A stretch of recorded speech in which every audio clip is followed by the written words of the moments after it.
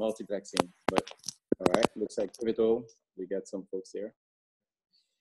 All right, I think what we can get started with very quickly is a CFF update, and I got a chat from Chip that he can't make it, but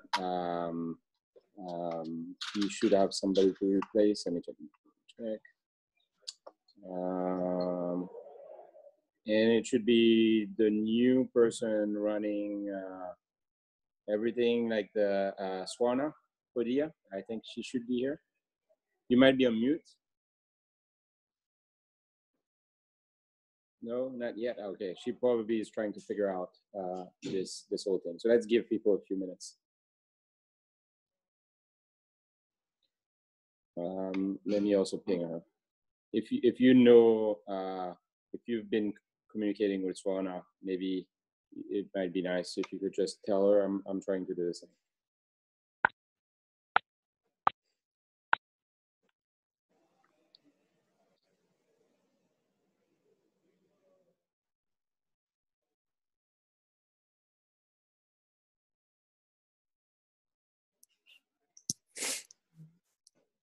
So just a few more minutes as we get everybody in, since we were a little bit late to get the new call number out.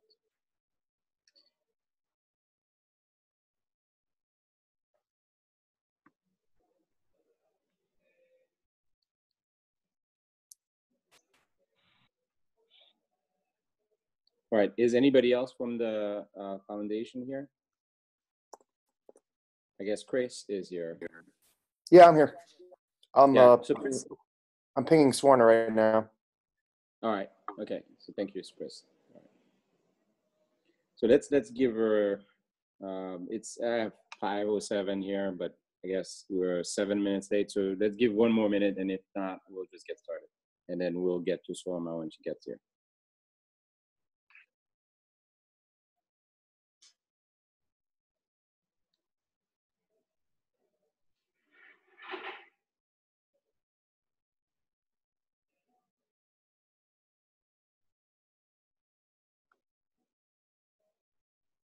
All right, just 30 more seconds. We'll get started.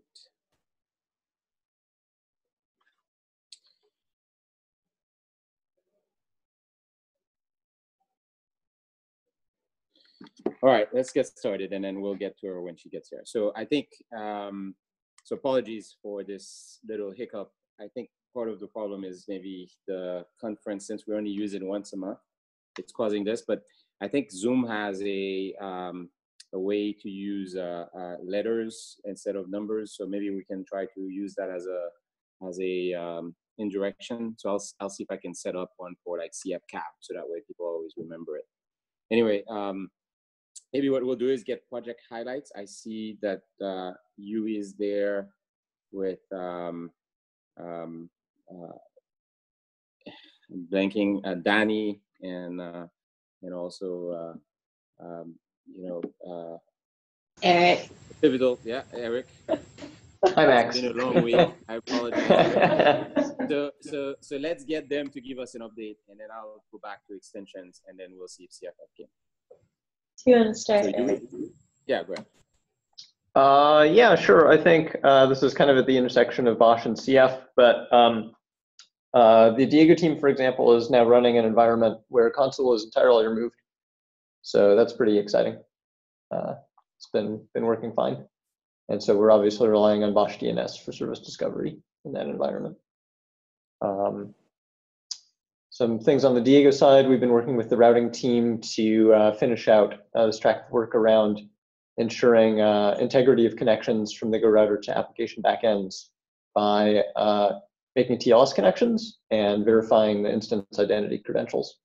So again, that's almost done. I think there's just one little router bug that we need to resolve before we could recommend turning it on experimentally in some environments. Sweet. I saw Jules on the line if he wants to talk about all the miscellaneous things that Garden RootFS is working on. Oh God, how long do you have? I can talk about a couple. 1 minute. You've got 1 minute. I have to pick. It's like picking your favorite child. It's impossible. You're wasting time, Jules. I'll say rootless. Garden is now all work without needing root at runtime, so we're about to enable that on a subset of cells in PWS to see what blows up. But we're fairly confident nothing will blow up. And if so, we're going to start to transition over. And the main upshot that's important for community people is this means it's finally time. If you still have privileged containers running, you need to fairly urgently figure out how to get off privileged containers, because we will no longer have the ability to create them. So that hasn't been the default for a really long time now. And I can't say strongly enough how much better unprivileged containers are in terms of security.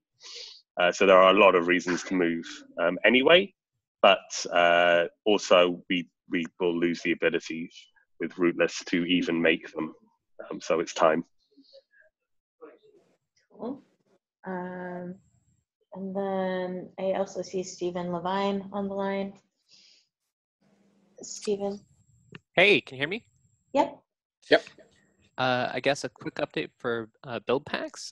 We're introducing an Nginx Buildpack soon, and you'll see an email about that to CF Dev. That'll take some of the use cases for the static file Buildpack that don't have to do with static content. Give that those use cases a new place to live. I'm going to send an email out soon about what the next distribution of the RootFS will look like. And what the timeline is there for it becoming available, so that people can migrate over, away from Trusty, which is going to end of life in 2019. And we have a few other things going on, but those are the two main things. Cool. Excellent. Anything to update around CF Local or? Oh yeah, sure. CF Local just moved into the Cloud Foundry Incubator org officially. And if anybody has feedback on that or suggestions, feel free to leave issues in the GitHub issue tracker. Cool. I also see Matt McNeely. Do you want to talk about Services API?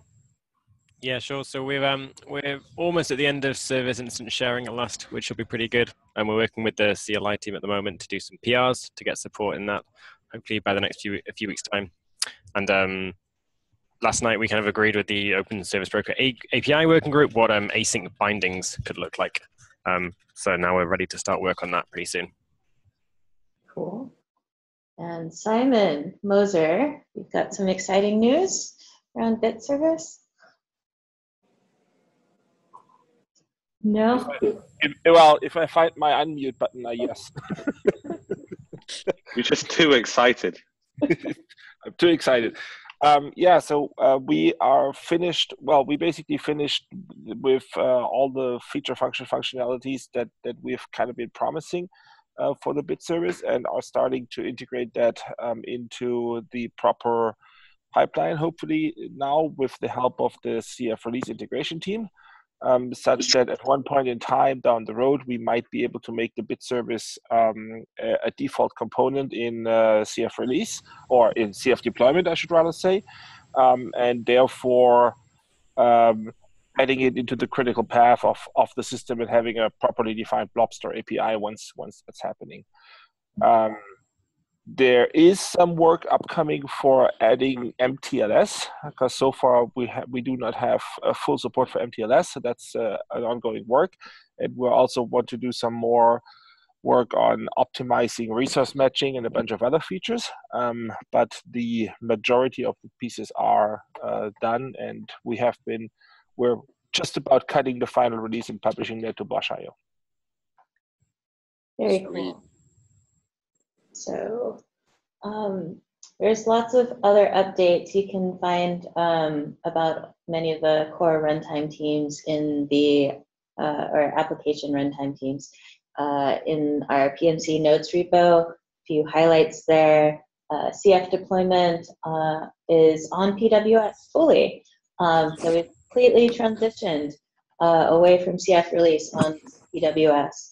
And David Tabetti is working on a set of instructions and planning to send out an email declaring 1.0 on CF deployment. I'm very excited about that. And looking at setting CF release in 2-ish months, give or take, because of holidays and things like that. So that's really exciting. Exciting time. Wow. Yeah. Similar to David.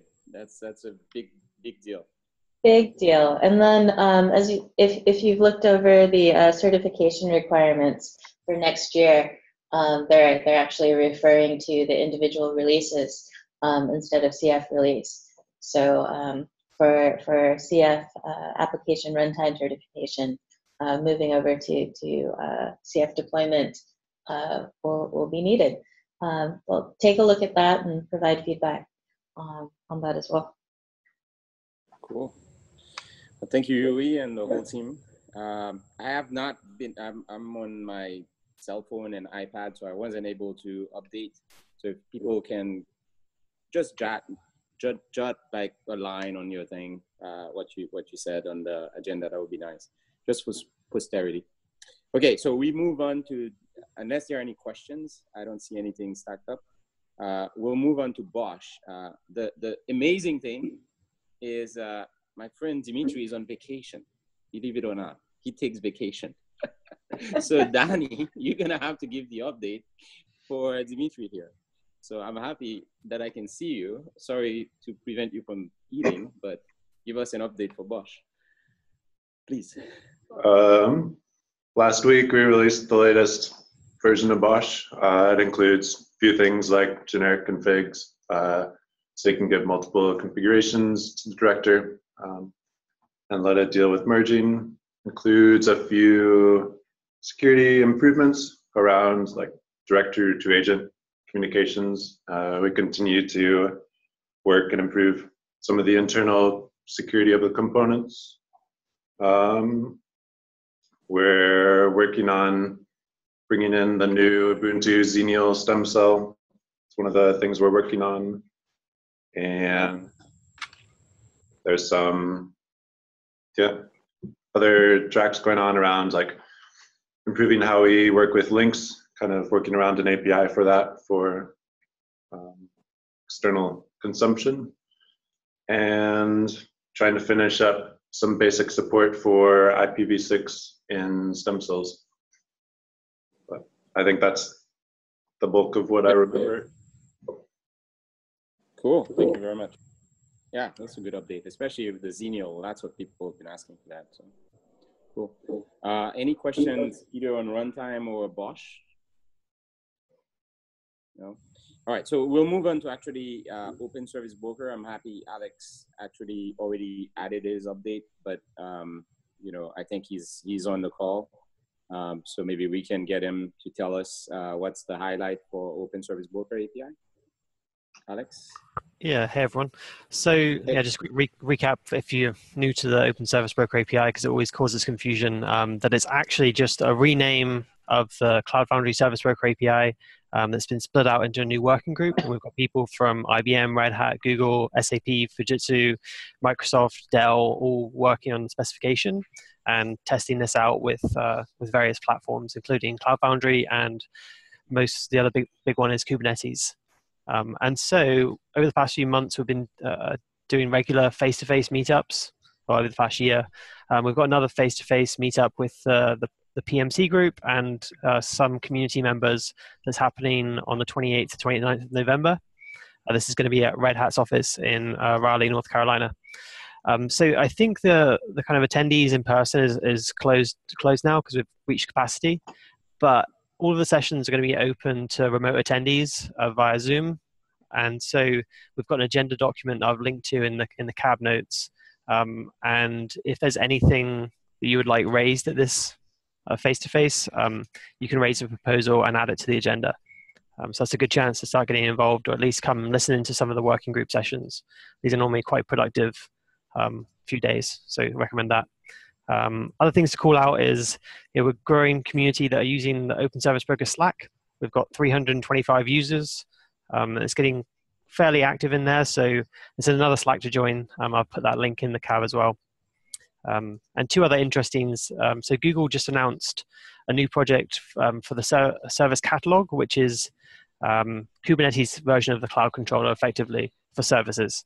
And so this project's in alpha, going into beta soon, but Google have created an alternative installer, and they've just launched that, which looks quite cool. And it also gives you access to the Google Cloud Service Broker. And then finally, let's call out, there's a proposal to add a validation tool for service brokers to the Open Service Broker API project. And this is a tool that some folks at Microsoft have been working on that you can run against your service broker. And it'll give you a list of all the areas that you're not complying with the Open Service Broker API specification. But we'd like some kind of reviews on this to see if people find this tool usable, what they think of the code quality and maintainability aspects. So feedback, there's some questions to think about on the issue that I've linked to, but we'd love to get some more service broker authors trying this out and giving feedback before we merge it into the project. Excellent. Thank you, Alex, for a detailed update. And I'll mention one thing. I'm actually in Europe for a long period of time because I was attending various meetings. And a week and a half ago, I was at OSSC in Praha, and I saw a presentation on Open Service Broker API by Microsoft and giving a demo using Kubernetes. It was mind-blowing to see that, right? Like all of these different groups working together. That's a beautiful thing. So great success here. Very cool. Yeah. All right, so let me give a quick update on extensions, and then we'll pass it to Swama so that she can give us an update on the CFF, which we usually do first.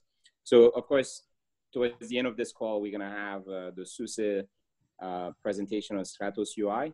I saw them at CF Summit in Basel, and they have a huge list of projects that they want to bring forward. So I'll introduce that later. But just know that this is coming. One big announcement is that the Service Fabric project from SAP got accepted, and Ashish is here. So if you have questions for him, this is a great time to sort of raise it if you want to just chat with them. But they have a whole team, of course, SAP, especially in India, pushing forward with the Service Fabric. Good stuff coming down the pipeline for this.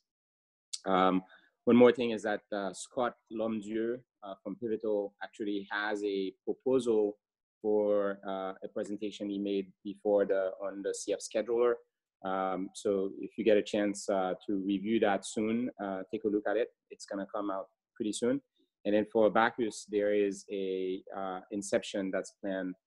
I believe it's next week on the 23rd, but we'll be announcing it. So if you're interested in what's going to happen with the Bacchus next version, make sure to attend this. There's worldwide people, so we'll probably have two meetings for 2 hours each with a break in between. So you can choose which one you want to attend. That's all I want to say about extension. So let's see if anybody has questions for any of the different PMCs.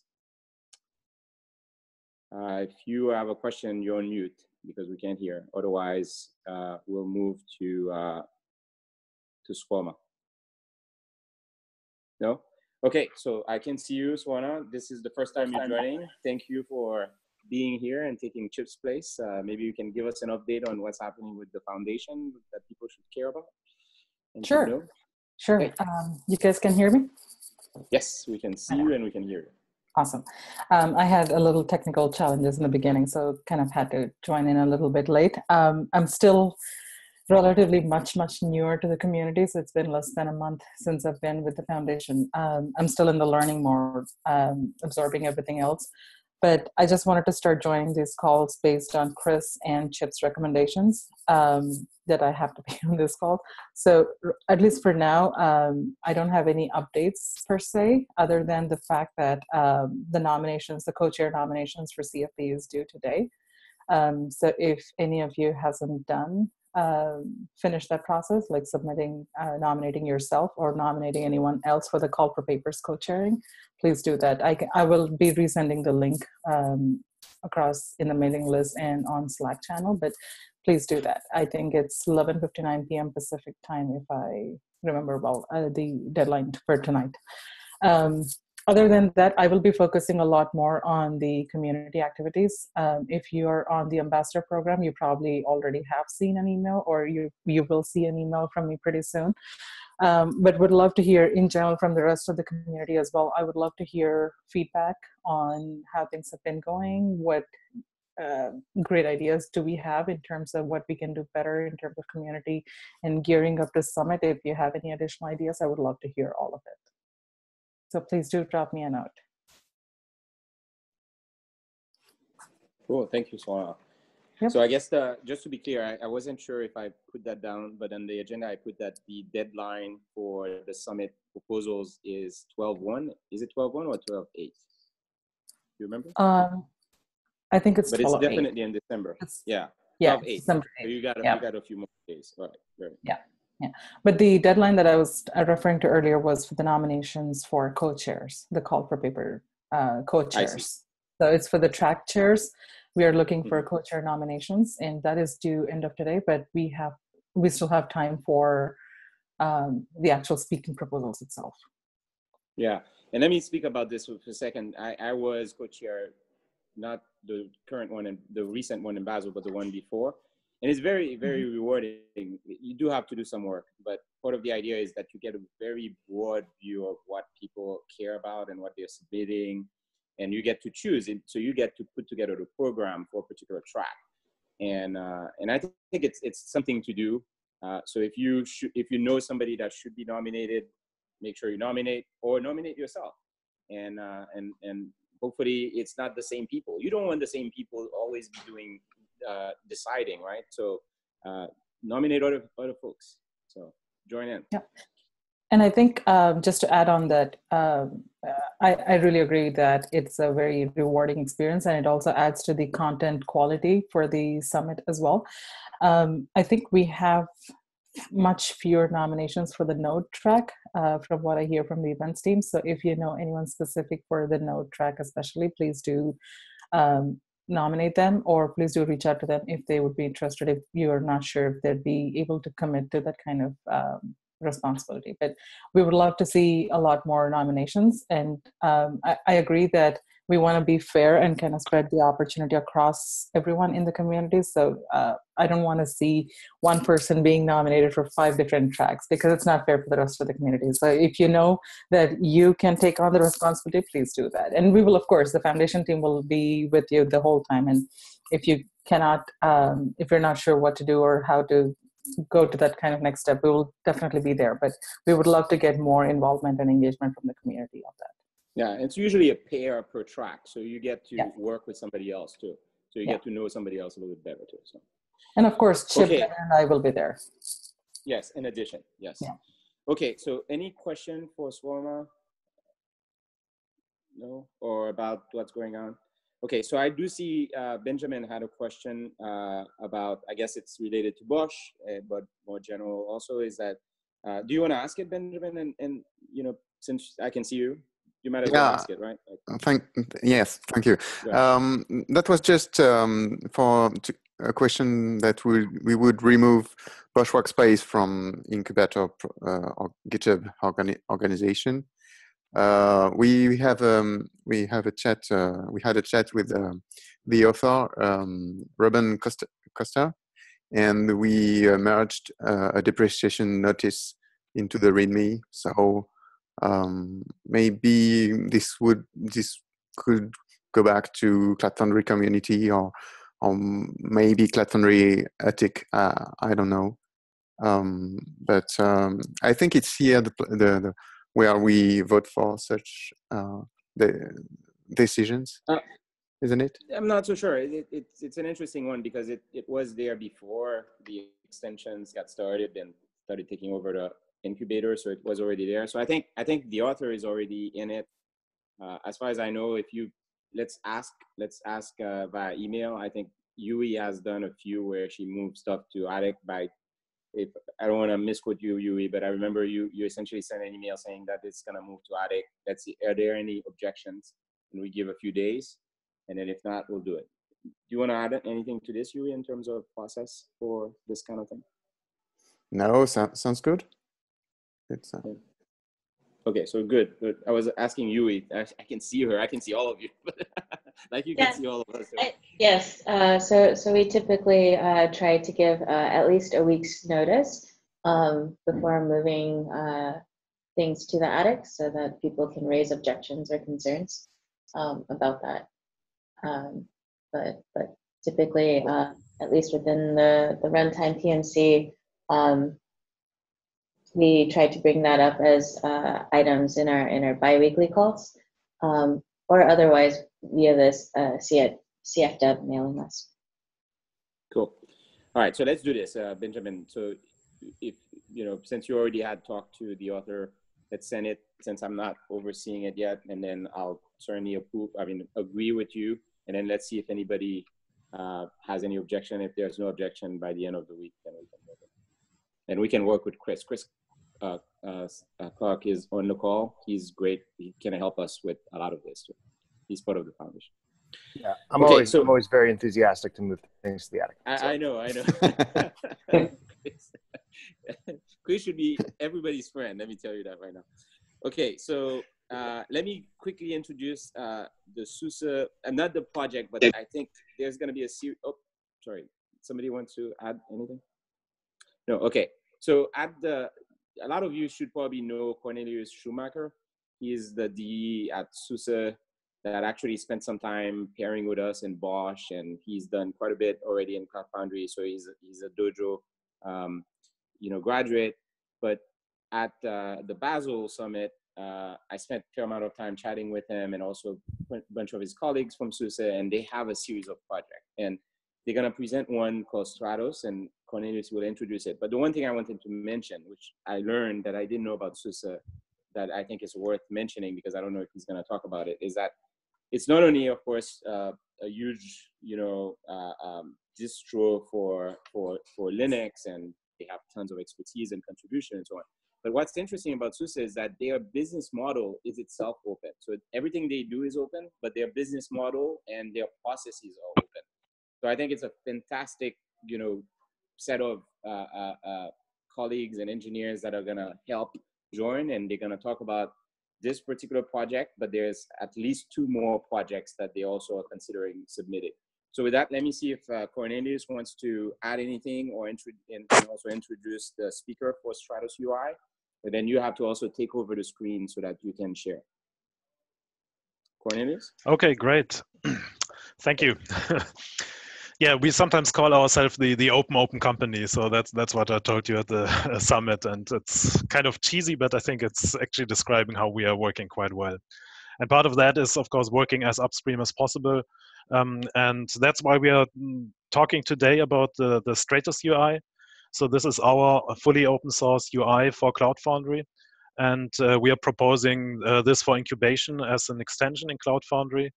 I sent the document to the CF Dev mailing list earlier today, so this should be there also with the links to the full document.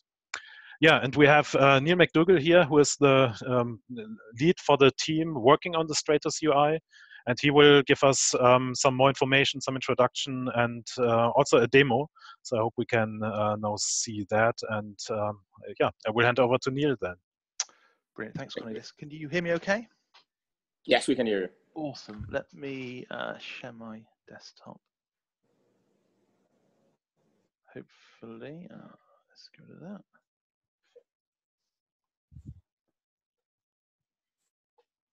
Okay, can you see that okay?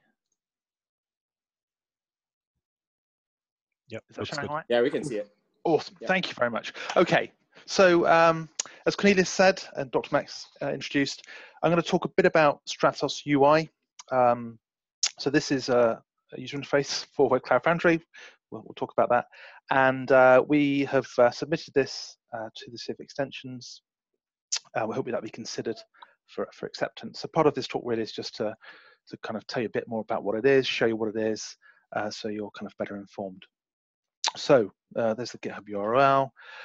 Kind of what is it? So I will give you a demo. Since it's UI, that's the easiest way of kind of showing what it is and what it can do.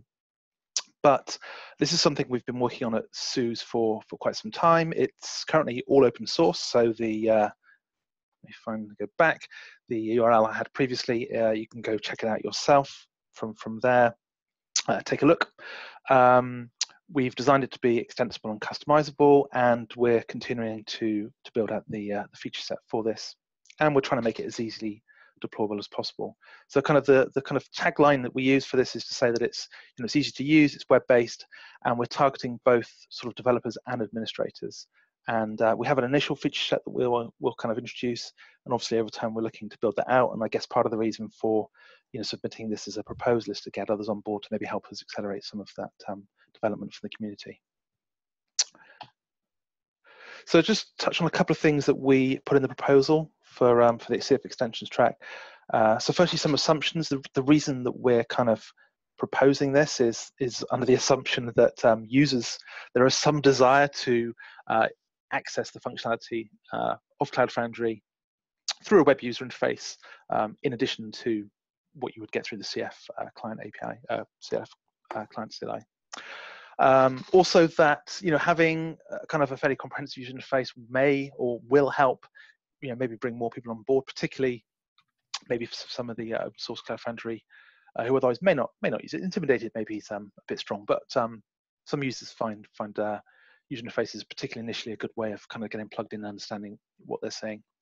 And lastly, you know, we assume that kind of having a, you know, freely available open web UI project will kind of improve the usability for various Cloud Foundry users. And I think, you know, I know many of the larger organizations have developed their own. Obviously at SUSE, this is the UI that we are including in our product. But I think there's a lot of smaller companies maybe who are using Cloud Foundry, deploying that. And we're seeing some interest from those already. And this provides them with a kind of tool set for them to take and use. So some of our goals very quickly.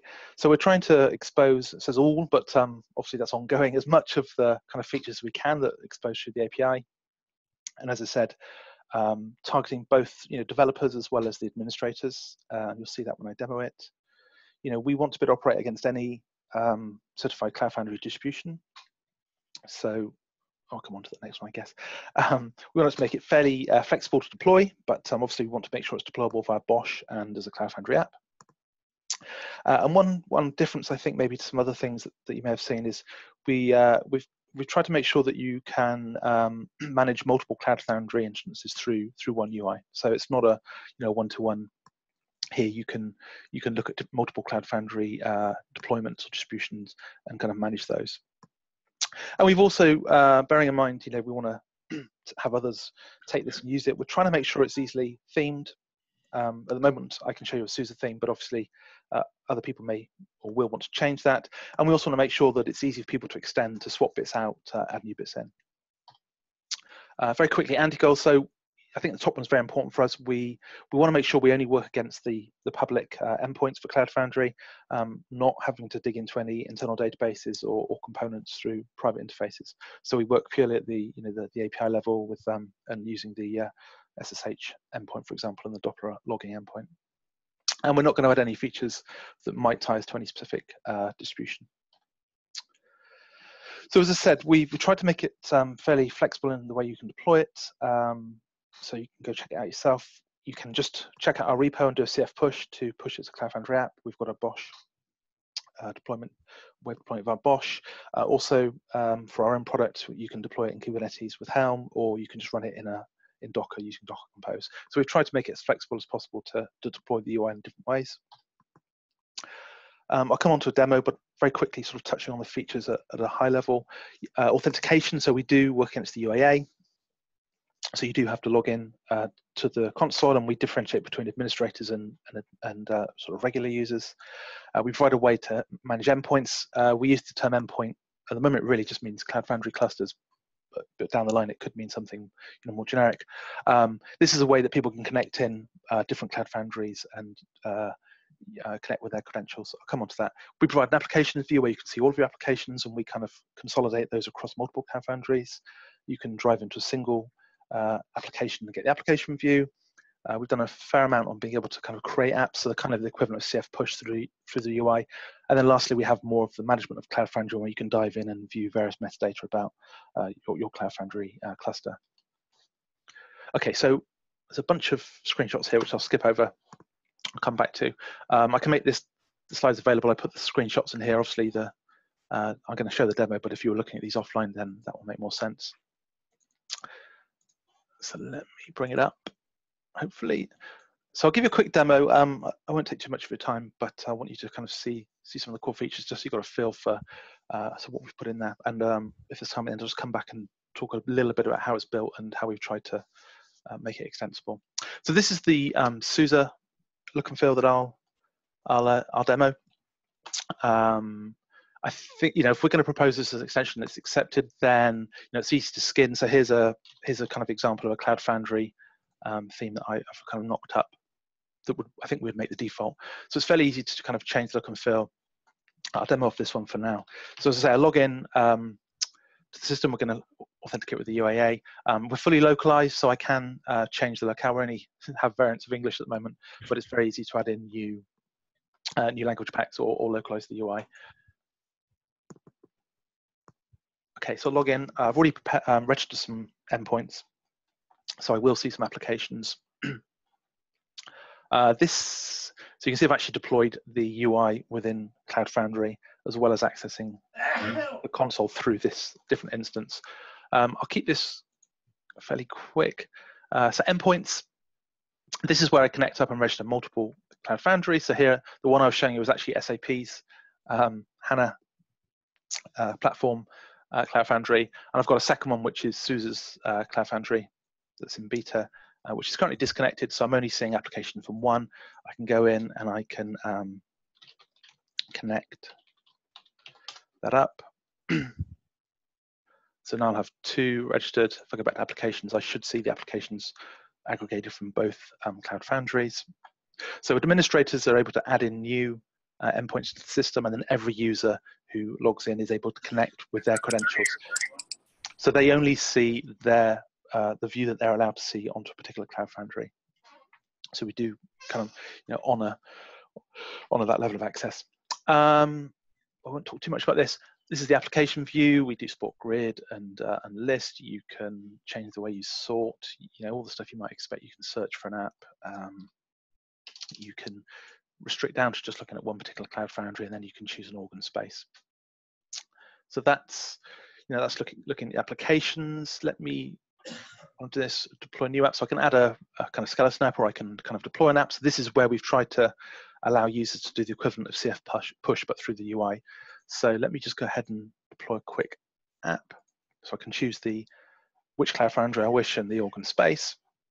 I can deploy either from Git at the moment or a local file or folder. So you can, I won't show it here, but you can drag and drop a folder or an archive file onto this UI here, and we'll read that in and we'll check for a CF ignore and all those kind of things to make sure we do the right stuff and only upload the bare minimum. Or I can actually browse with those icons. Alternatively, I can either enter a GitHub project or a URL to any Git project that's available publicly. So let me just choose one that's one of mine. So we'll go out and we'll fetch the list of branches and stuff like that and give you a bit of information. If you click on those, you'll get links out to GitHub, all that kind of stuff. If I hit deploy, we will clone that in the back end. And then we'll use the CF client to actually push that to the Cloud Foundry, and we'll stream the log here. So this is done all over WebSockets securely. So I could sit and watch this, or I can dive into the app. So this is the application view that I talked about very quickly, and this is where for an individual app you can kind of see what's going on. So a bunch of metadata. You can see the number of instances we've got. I can see that it's currently staging. All good stuff like that. This is updated periodically. I can get a log stream. Again, this is done over WebSockets, so we can kind of view this in real time. I can see if any service instances are bound. I can look at my variables, see the events, all that kind of stuff, which is nice. Up here we have the various actions. These change depending on the state of the app, so you can see it's gone green now, so they've changed. I can get some CLI info, so if you want to transition from the Web UI to the CLI, we give some contextualized kind of help there. This is now running. You can see I'm showing the instances. I could choose to scale those up. And or should refresh and see the second one's come on. So we do, we do the sort of basic, a kind of first cut of stuff that developers hopefully will find useful and make it much easier for them to kind of get started. You can also SSH from the browsers, so you can pick an instance, and we've got a little terminal that will hopefully connect through. This instance a bit slow, there we go. And you can, it's quite a rich UI, but that can be quite useful.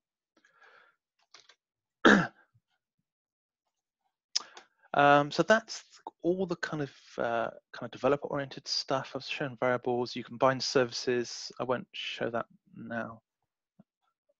He says no, I won't. So we can show the service catalog. You can pick a service, create an instance. You can set service parameters and tags, all that kind of stuff. In the interest of time, I'll speed up a little bit. Cloud Foundry. So this is kind of a second kind of view where you can dive down into individual Cloud Foundry. Because I've got multiple registered, we kind of get top level tiles. If you only had one, then you'd go straight through to the one you had. And at the moment, you can kind of drill down and again get some top level metadata. You can create orgs and spaces. You can drill down into the organizations and the spaces, and then you view the applications, service instances, routes, and users. You can unmap and delete routes and tidy up things at the space level.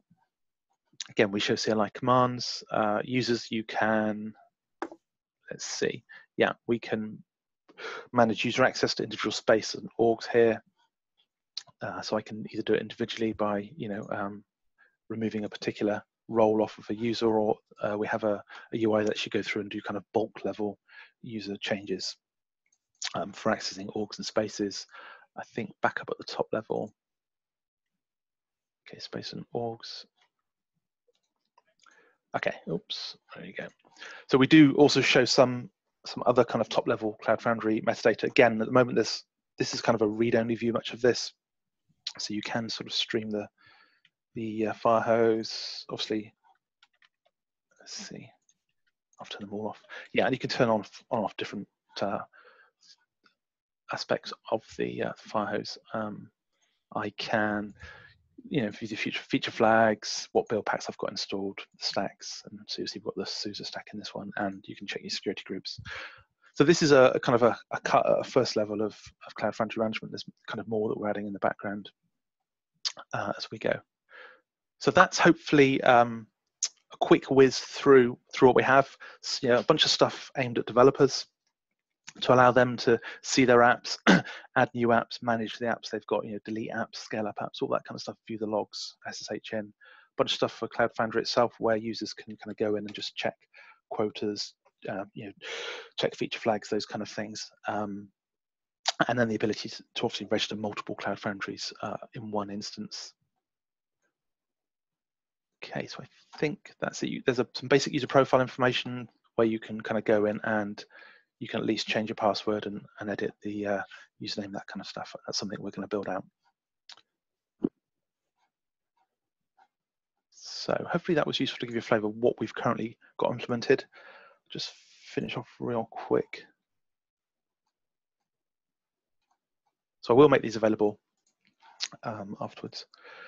Just a tiny bit on kind of how we've built this, because obviously as part of submitting it as an extension proposal, we'd like other people to kind of jump in and help us out. So at the moment it's kind of built of two core pieces. So we have obviously the web front end, which is a single page AngularJS app, and a back end, which is written in Go. We use a database, which can be Postgres, MySQL, SQLite, depending on how you want to deploy it, which effectively just stores endpoint information. We don't store any other information other than which endpoints you've got registered, and we store some encrypted tokens so you don't have to reconnect every time you log in. And really what this kind of API server does, as well as manage those endpoints, it proxies the calls through to the appropriate backend and adds in the appropriate authentication headers for us. So I won't talk through this, but it makes sure that when the front end asks for, say, the list of apps, we'll go out to all of the Cloud Foundries you've got registered with the appropriate tokens. If any tokens are expired, we will automatically, get a new access token for you, make the call again, aggregate the responses, and send them back to the front end. So just lastly, we talked about trying to make this extensible. We've tried to build or kind of lay the code out and put things together in a way that people can add and change components. So much of the functionality that I showed you around, say, deploying new applications or SSH into apps are done as plugins that can be turned on or off if you don't want that functionality. The SUSE branding, for example, is also a plugin that you can swap out for another one. So we've defined a number of extension points that we will build out over time. We're trying to use standard mechanisms like using BOW dependencies to allow you to wire in new front-end components. You can extend both the front-end UI as well as the back-end server. So for example, both the app SSH and the push that I showed you have both back-end and front-end pieces. So kind of examples of what you can do, hopefully if you can think back to what I showed you, it's very easy to add new top-level menu items, to extend out many of the views, to add new tabs. So for example, the kind of application view, all of those tabs are done as sort of plugins, and you can add new tabs, you can get rid of tabs, you can add tabs to both apps and Cloud Foundry, you can theme the whole UI, you can add new APIs, and you can change the way the whole thing is configured. So here's the current set of components we've got. A lot of the kind of core stuff is in some of these top-level Cloud Foundry and App Core components, but we started to pull out more of the functionality, as I said, into some of these separate components. Okay, so that was it. Hopefully that gave you a good flavor of what we've done, that we've tried to build in a way that's extensible, that others can contribute to by either adding new functionality or replacing say a theme with their own theme. I'm available in Slack if you want to follow up with me afterwards, or happy to take some questions now. Yeah, let me be the first to say this is pretty amazing. I mean, wow. I think there's no excuse now not to have a UI for Cloud Foundry. Or start your own company and you have a UI, you can just customize. This is pretty cool. Let me see if other people have questions, or if I'm the only one that's pretty impressed by this. Anybody? If you're trying to ask a question, you're on mute. So remember that. And also, if you're shy, just paste it onto the Slack, and then we'll ask it to you. Yes, I have a question. Does it support a web page that might be served by service brokers in order to set up services? It doesn't at the moment, but that's on our roadmap, very easy to add in for us. So that's one of the areas that we are kind of actively building out, is improving the support for services, service catalog. And I'm aware that yes, being able to go to that link and then manage a service would be very useful. So yeah, we will be adding that in. That would be very cool. By the way, congratulations! It's a really cool thing to see finally a good UI for Cloud Foundry, an open source one, and extensible, etc. Very good. Oh, thank you. Great. Yeah. So welcome any feedback. As I say, ping me in Slack or find us on GitHub. We're always looking for new features, improvements. We know it's not perfect, but it's a good start. We have a few more minutes. If you can stay, let's see if other people have questions. But one thing I want to clarify, I know SUSE is all open source, so there's no question about it. This is just, it's in the recording. Can you mention what the license is again? It's an Apache 2 license. Okay. So it means that you can make modifications and all the good thing that comes with Apache 2. So yeah. Yes, so SUSE is very open. One of the first things we did, make this whole UI, it's all out there in the open. You can take it. I believe you can do whatever you want with it. And hopefully you contribute back, of course. Hopefully, yeah. That's what we're looking for. So the whole community kind of benefits from the improvements and changes other people make. Cool. So now it's on record. Let's see if there's any questions. It's almost like irrelevant to ask those questions, but I want to make sure that it's in the recording. Yeah, sure. Neil, I think there's a question on the chat. I think from Brett. Any reason that user role management is separate from org or space drill down for developers?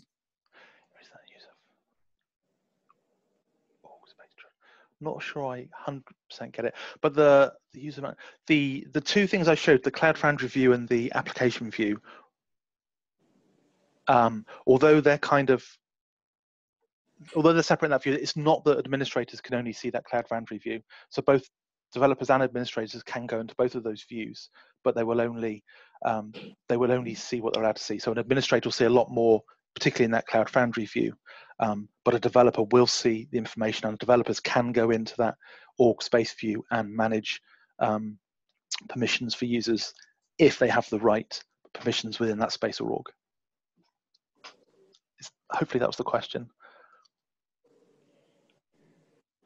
Cool. Yeah. I think there's another question in the chat. Yeah, go ahead. So if you can read it out loud. Yeah. I may have missed this, but are there any plans to support CF CLI? Okay, well, I have to excuse my ignorance. What's CLI? Yeah, I was kind of wondering that too. Container runtime. CR for is some that the, other... oh no, is that the, this is me, sorry. Was this not the right acronym? I'm just confused by so many new acronyms in the last few months. It is. It's the new acronym. It's instead of Kuba. Yeah. So I got the right one. Okay. Yeah, everyone else, come on, learn your acronyms, people. Gosh. I guess not. Yeah, I mean, so I guess the Kubernetes project has Kube Dashboard, right, which is a very rich UI. And I think, for me coming into Cloud Foundry, I'm not saying Stratos is comparable at all, but I think if we can have something that at least we've got a UI on Cloud Foundry, that's great, because clearly Kubernetes is marching forward with Kube Dashboard. I'm not sure what we would bring in for the container runtime, but if there is things that people can concretely think of that we'd want to surface through a Cloud Foundry UI relating to the runtime, then yeah, we'd definitely be up for that, but we're not actively doing anything on that at the moment.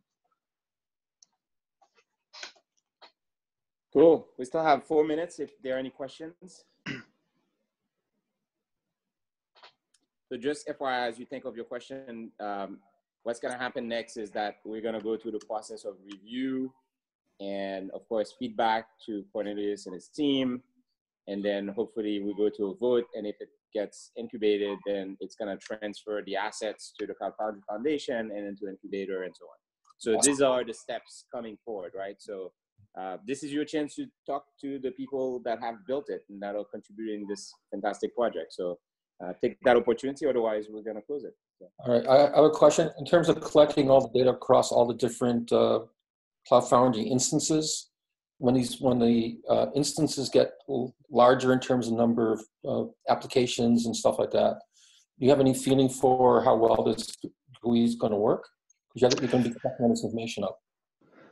Yeah, so we are at the moment doing that collation in the front end. So beyond a certain point, you will hit problems. I think we've had up to a couple of thousand apps and not had any issues. I think I'm interested to hear from people around customer use cases where maybe they've got significantly more apps, and I think we might have to consider a different approach to that. We use various caching mechanisms to try and maintain stuff. So there's stuff we can do if performance becomes a problem. We've not seen that at the moment. The browser copes quite well, but if people are seeing apps more than maybe 2,000 or so apps, then yeah, I think you'd start to see a slowdown. Thank you. Fantastic. Thank you, Neil. Okay, we have time maybe for one last question. No? Okay, well, thank you, everybody. Sorry about the hiccup at the beginning. Hola from Madrid, from Malaga. That's where I'm getting next. But I will see you guys in San Francisco soon. And then everybody on the call next month. Cheers. Ciao. Thanks. Thank you. Bye. Yes. Bye-bye.